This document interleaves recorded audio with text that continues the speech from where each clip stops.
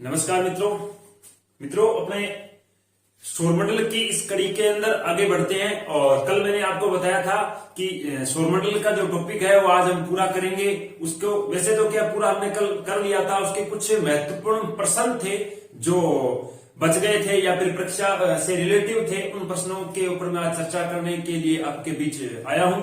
तो ये प्रश्न ध्यान रखना, ऐसे प्रश्न है जो कुछ तो जो पुराने कंपटीशन के एग्जाम हुए उन्हें पूछे गए और कुछ ऐसे क्वेश्चन है जो ध्यान रखना आने वाले एग्जामों के अंदर पूछ भी सकते हैं, संभावित क्वेश्चन है। क्योंकि क्वेश्चन भी मैं ऐसे ही आपके लिए लेके आया हूं और इन क्वेश्चनों को ध्यान रखना आप अपने नोटबुक के अंदर लिख ले और डेली क्या है एक दो बार उनको रिवाइज करते हैं, ताकि क्या है ये क्वेश्चन आपके बोलते हैं रट्टा वाली सिस्टम की आपके दिमाग में हमेशा चलते हैं। जिस वजह से इनसे अगर कोई क्वेश्चन आए इस टॉपिक से लगभग तो जो मैंने करवाया वहीं से आएगा।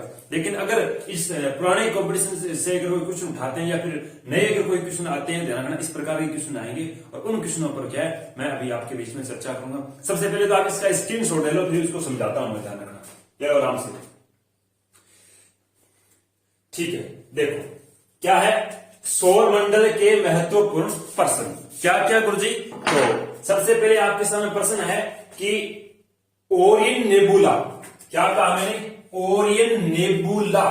ओरियन नेबुला हमारी आकाश गंगा के सबसे चमकीले तारों का एक क्या है गुरुजी? समूह है। मतलब कहने का अर्थ हमारी आकाश गंगा, उस आकाश गंगा के अंदर क्या है कुछ छोटे छोटे तारे हैं, उन तारों का एक समूह है और उस तारे के समूह को क्या कहा जाता है? Orion nebula. लेकिन तारों के समूह तो कई है, लेकिन उन तारों के समूह के अंदर से एक जिसका नाम है ओरियन नेबुला जो सबसे ज्यादा चमकीला है। ठीक है, उसके बाद ध्यान रखना। अगला क्वेश्चन आता है 2 नंबर क्वेश्चन आता है प्रोक्सिमा सेंचुरी।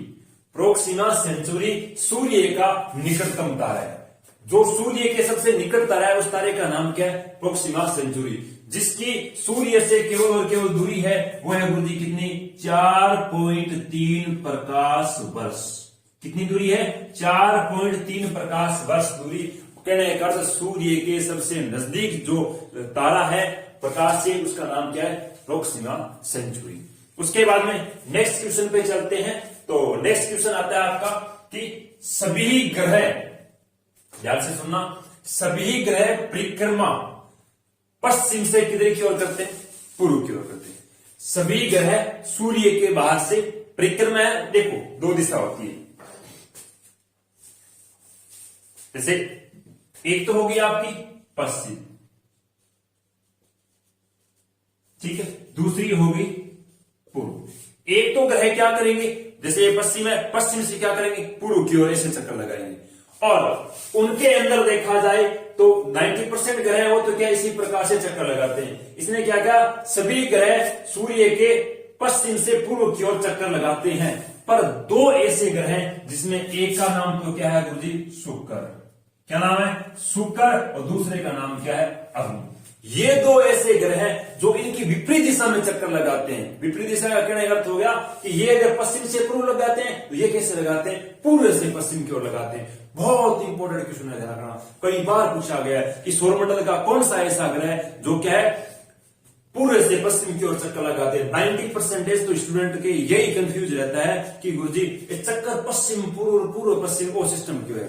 तो इसके ऊपर भी ध्यान रखना। अगली जो अपने पृथ्वी की गतियों पे जो टॉपिक आएगा उसके अंदर ध्यान रखना। इसके बारे में आपको थोड़ा सा सरल तरीके के या फिर कुछ प्रैक्टिकल माध्यम से आपको सिखाने की कोशिश करूंगा। तो इसके अंदर क्या आया कि सभी ग्रह सूर्य के पश्चिम से पूर्व की ओर परिक्रमा करते हैं, लेकिन 2 ग्रह सौरमंडल के से 8 में से जो 2 ग्रह, एक शुक्र और एक कौन सा है? अरुण। ये 2 ऐसे ग्रह हैं जो सूर्य के किधर से किधर चक्कर लगाते हैं गुरुजी? पूर्व से पश्चिम की ओर क्या करते हैं? चक्कर लगाते हैं। क्लियर? चौथा क्वेश्चन नेक्स्ट क्वेश्चन आपके सामने आ रहा है कि सौरमंडल का एकमात्र ग्रह, क्या कहा मैंने? सौरमंडल का एकमात्र ग्रह जिस पर सूर्योदय है वो किधर से होता है? किधर से होता है? पश्चिम से होता है। सुबह सुबह उठते हैं तो कभी ऐसा देखा है क्या कि सूर्य क्या पश्चिम, मतलब आपने मारवाड़ी भाषा में बात किया अथुन, कभी मतलब उगते हुए देखे हो सूर्य के? क्यों कि कौन सा अरुण, ये अरुण है, वो चक्कर भी उसके विपरीत लगा रहा है। इस वजह से ध्यान रखना, शुक्र नजदीक होने की वजह से इसमें थोड़ा अलग प्रक्रिया होती है, वो भी आपको कभी बताऊंगा। लेकिन अरुण है, इस अरुण के ध्यान रखना पूर्व से पश्चिम की ओर चक्कर लगाने की वजह से इसमें जो सूर्य उदय होता है वो किधर से होता है, पश्चिम से उदय होता है। किधर से होता है, पश्चिम से उदय। तो ये भी ध्यान रखना कि सौरमंडल का एकमात्र ऐसा ग्रह है जिस पर सूर्य उदय होता है पश्चिम से, अस्त किधर की ओर होता है, पूर्व की ओर होता है। क्लियर। नेक्स्ट अगला क्वेश्चन आता है क्या गुरुजी, कि मंगल ग्रह का उपग्रह। मंगल ग्रह के दो उपग्रह, एक फोबस है, दूसरा कौन सा है, डिमोस। मंगल ग्रह का एक उपग्रह जिसका एक का नाम तो मैंने बताया फोबस, दूसरा कौन सा है, डिमोस। यह सौर मंडल का सबसे छोटा उपग्रह है। मैंने कल बताया था कि सौर मंडल में टोटल कितने उपग्रह है, 172।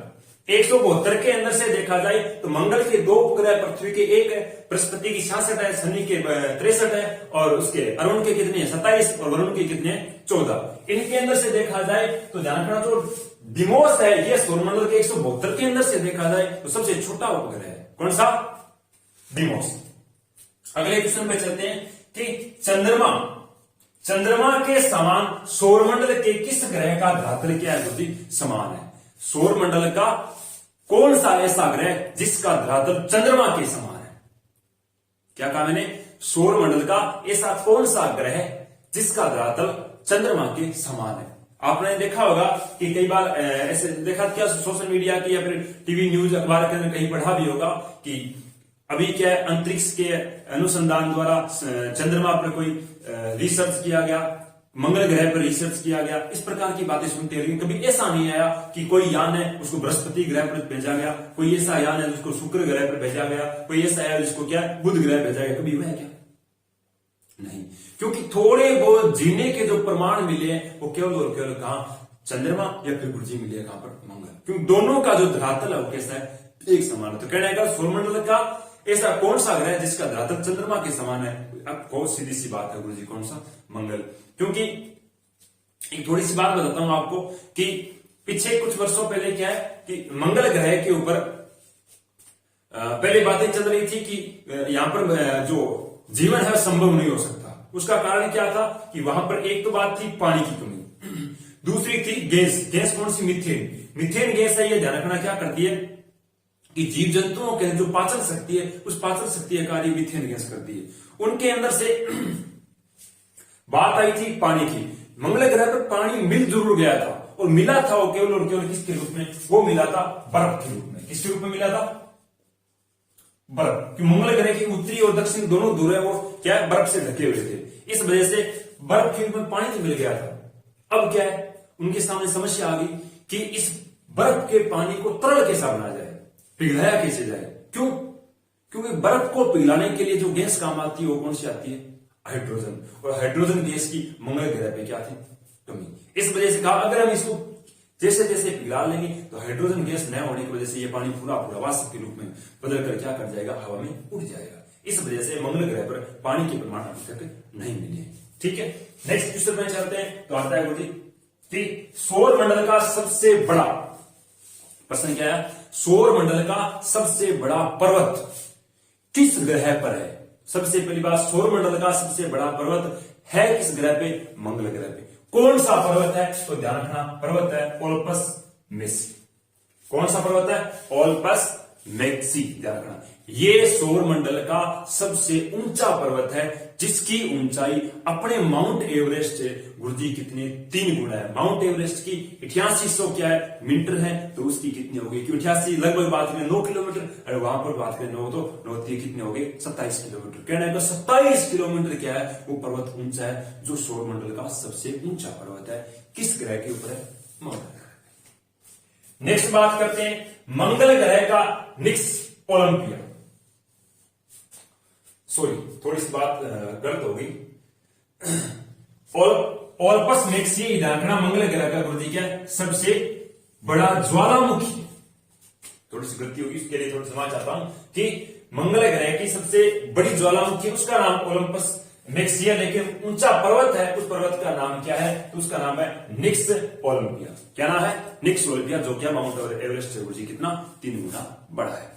अगली बात आती है कि मंगल ग्रह में अपनी कक्षा में, मंगल ग्रह के बाहर से अपने कक्षा में मंगलयान ने, एक तो मंगल ग्रह हो गया, एक अपना अंतरिक्ष यान भेजा गया, उसका नाम क्या दिया, मंगलयान। इस मंगलयान ने मंगल ग्रह के बाहर से चक्कर लगाते लगाते अपने 1000 दिन क्या कर लिए थे, पूरे कर लिए थे। और 1000 दिनों से वैज्ञानिकों को वो क्या भेज रहा था, मंगल ग्रह की तस्वीरें भेज रहा था। वो 1000 दिन इस मंगलयान ने कब पूरे किए थे, तो वो मंगलयान ने पूरे किए थे जी 19 जून सन 2000 कब जी 17 19 जून 2017 के अंदर मंगलयान ने अपने कितने दिन पूरे कर लिए थे, 1000 दिन क्या कर लिए थे, पूरे कर लिए थे। ये क्वेश्चन ध्यान रखना, पिछली पटवारी के अंदर पूछा गया है और कई कॉम्पिटिशनों के ऐसा पूछा गया है, इस क्वेश्चन के बारे में चर्चा भी हुई है। नेक्स्ट क्वेश्चन आता है कि किस ग्रह में गुरुत्वाकर्षण अधिक होने के कारण अंतरिक्ष यानों की गति में क्या होती है, काफी वृद्धि होती है। सौर मंडल का ऐसा कौन सा ग्रह जिस ग्रह में गुरुत्वाकर्षण शक्ति क्या अधिक होने की वजह से जब हम क्या करते हैं अपने इसरो के द्वारा या फिर अलग अलग जो अंतरिक्ष अनुसंधान बने हैं उनके द्वारा क्या करते हैं, किसी खोज के बारे में कोई यान अंतरिक्ष यान भेजा जाता है, तो उस अंतरिक्ष यान की क्या करता है, वो ग्रह उसकी गति में क्या करता है, वृद्धि कर देता है। क्यों? क्योंकि उसके पास गुरुत्वाकर्षण शक्ति अधिक है, प्लस वो क्या करता है अपने अक्ष पर क्या तीव्र गति से परिभ्रमण करता है। उस ग्रह का नाम है बृहस्पति। कौन सा ग्रह है, बृहस्पति। तो एक नेक्स्ट क्वेश्चन जो आपके लिए मैं उस क्वेश्चन का जवाब आपसे मांगूंगा कि सौर मंडल का ऐसा कौन सा ग्रह, प्रश्न क्या है, सौर मंडल का ऐसा कौन सा ग्रह जिस ग्रह पर पृथ्वी की तरह वृद्धि क्या होती है, वर्षा होती है। प्रश्न क्या बोला मैंने, सौर मंडल का ऐसा कौन सा ग्रह जिस पर पृथ्वी की तरह वृद्धि क्या होती है, वर्षा होती है। इस प्रश्न का जवाब मैं आपको कमेंट के माध्यम से मांगूंगा।